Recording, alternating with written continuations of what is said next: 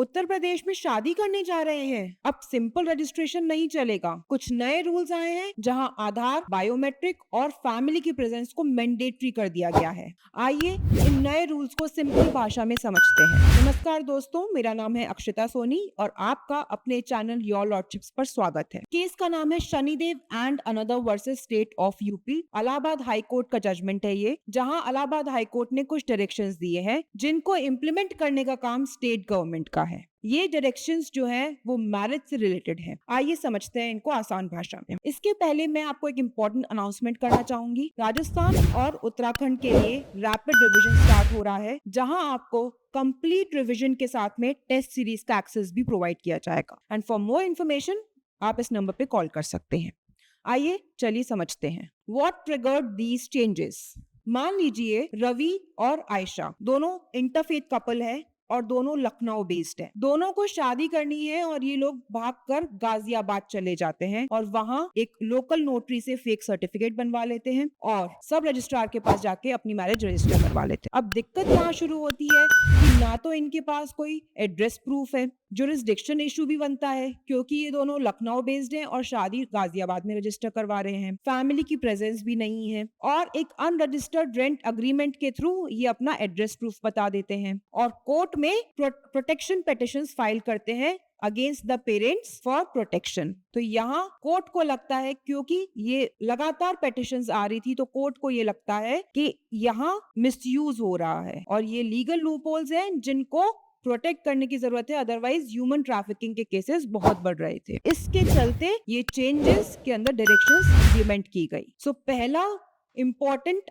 गाजियाबाद जो है वो रन अवे मैरिज हब बन गया था। हाई कोर्ट को लगा कि यहाँ जुरिस्डिक्शनल फ्लेक्सिबिलिटी की वजह से एक सिस्टमैटिक अब्यूज हो रहा है और फेक डॉक्यूमेंट्स और सेफ्टी रिस्क बढ़ रहे हैं, जिनको कम करने के लिए ये डायरेक्शंस इंप्लीमेंट किए गए हैं। इनको इंप्लीमेंट करने के पहले यूपी मैरिज रजिस्ट्रेशन रूल्स 2017 के अंदर यूपी के रिगार्डिंग इस स्टेट में जितनी भी मैरिजेस होंगी उनका कॉमन रजिस्ट्रेशन करवाना मैंडेटरी कर दिया। अब 2025 में जो डायरेक्शंस आए हैं इन इमीडिएट इंप्लीमेंटेशन करने के लिए कह दिया है विद इन 6 मंथ्स और इन्हीं डायरेक्शंस के चलते स्टेट गवर्नमेंट ने इंप्लीमेंट करने के लिए कह दिया है तुरंत। पहली डायरेक्शन है residency rule, that is location restriction introduce कर दी गई है। अब जहां के ब्राइड, ग्रूम या पेरेंट्स है वही रजिस्टर होगी शादी। जुरिस्डिक्शनल फ्लेक्सिबिलिटी को स्ट्रिक्ट बना दिया गया है, इसको रेस्ट्रिक्ट कर दिया गया है। Next, Aadhaar based and biometric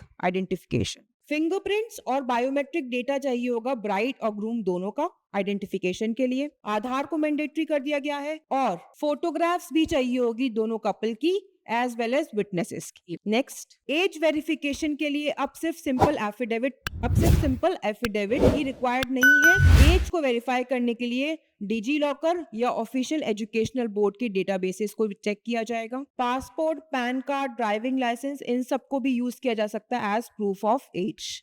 और सिविल रजिस्ट्रेशन सिस्टम से भी इसे कंफर्म किया जाएगा कि क्या registration of births and deaths के अकॉर्डिंग जिस भी पर्सन का बर्थ या डेथ होता है उस अकॉर्डिंग वहां पर उस पर्सन का नाम लिखा हुआ है या नहीं है। तो इस लीगल डेटाबेस से भी आपकी एज को वेरीफाई कराई जाएगी। फैमिली मेंबर की प्रेजेंस, अगर फैमिली प्रेजेंट नहीं है तो किसी काजी, प्रीस्ट या पास्टर के सामने अगर आपने शादी करी है तो वहां उस पर्सन का एफिडेविट रिक्वायर्ड है। अगर फैमिली प्रेजेंट है तो ब्राइड, ग्रूम या फिर at least one family member present होना चाहिए। अगर फैमिली प्रेजेंट नहीं है तो फिर काजी, प्रीस्ट या पास्टर अटेंड करेगा और इन्हीं सब पर्सन्स के द्वारा एक एफिडेविट भी लिखा जाएगा जो कि एक लीगल अकाउंटेबिलिटी क्रिएट करता है रिश्ते में। मैरिज का वीडियो और evidence requirements. If the marriage occurred without family's knowledge, then a full video of the wedding rituals must be submitted via pen drive.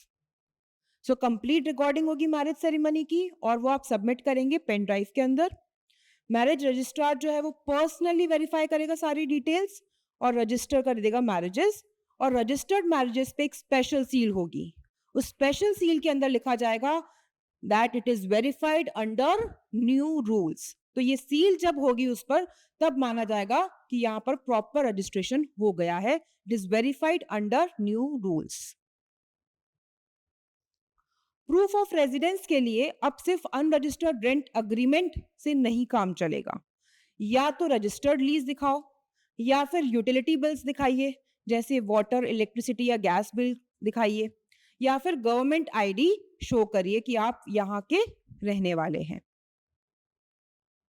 अब हम प्रीवियस लॉ को कंपेयर कर लेते हैं, अब न्यू लॉ में क्या क्या चेंजेस हुए हैं। अगर 1973 रूल्स की बात करूं, जैसे हिंदू मैरिज एक्ट 1955 का है, उसके बाद यूपी गवर्नमेंट ने हिंदू मैरिज रजिस्ट्रेशन रूल्स 1973 में इंट्रोड्यूस किए थे, और उसके बाद एक अमेंडमेंट आया 2017 में, और अभी की जो गाइडलाइंस है वो 2025 में अपडेट हो गई है। कौन रजिस्टर कर सकता था?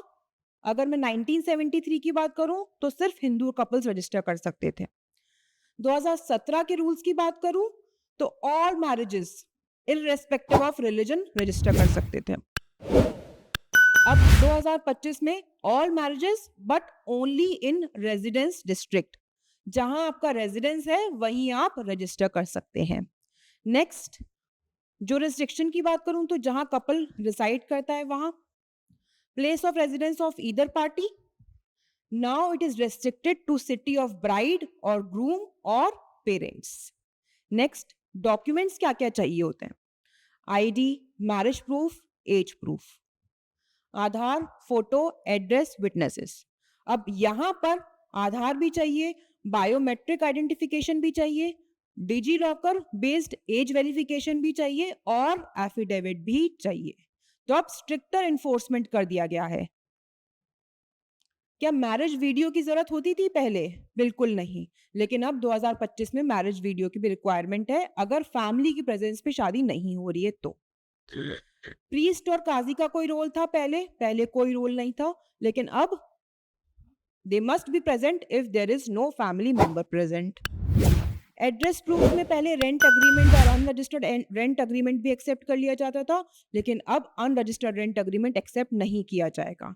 अब या तो आपको यूटिलिटी बिल्स देने पड़ेंगे, या फिर आपको गवर्नमेंट लीज दिखानी पड़ेगी, या फिर वैलिड आईडी प्रूफ्स दिखाने होंगे।